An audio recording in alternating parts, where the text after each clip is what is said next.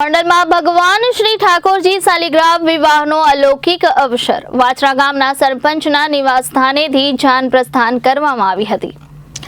વાછરા ગામના સરપંચ ભરતભાઈ ચોથાણી તથા ભરતભાઈ ગમારા શાલિગ્રામ ભગવાનના માવતર બન્યા હતા। મુખ્યમંત્રી ભૂપેન્દ્રભાઈ પટેલ, પૂર્વ મુખ્યમંત્રી વિજયભાઈ રૂપાણી, કેબિનેટ મંત્રી મનસુખભાઈ માંડવિયા, પૂર્વ સાંસદ રમેશભાઈ ધડુક, ધારાસભ્ય મહેન્દ્રભાઈ પાડલિયા સહિતના લોકો ઉપસ્થિત રહ્યા હતા। મુખ્યમંત્રી ભૂપેન્દ્ર પટેલે ભગવાન શ્રી ઠાકોરજી શાલિગ્રામની પૂજા તેમજ આરતી કરી હતી।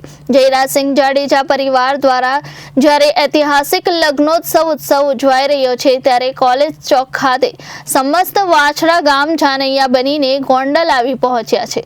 સુરત રાજ્યના સીએમ ભૂપેન્દ્ર પટેલ આવી પહોંચ્યા હતા અને ઠાકોરજીની આરતી ઉતારી વરઘોડામાં જોડાયા હતા, જેમાં શણગારેલા હાથી, ઘોડા, ઊંટ, બગી, રથ, ભજન તથા રાસ મંડળીઓ અને હજારો લોકોની હાજરી ઉમટી પડી છે।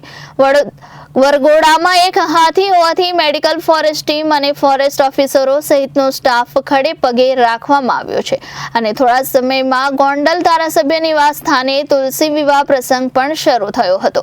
તુલસી માતાના માવતર ધારાસભ્યના પુત્ર જ્યોતિરાદિત્ય સિંઘ ગણેશ અને તેમના ધર્મપત્ની રાજલક્ષ્મીબા બન્યા હતા। વાછરા ગામના સરપંચ ભરતભાઈ ચોથાણી તથા ભરતભાઈ ગમારા શાલિગ્રામ ભગવાનના માવતર બન્યા હતા અને ધારાસભ્ય નિવાસ સ્થાને લગ્ન વિધિ શરૂ થઈ હતી। Bureau report Janadesh news, Rajkot.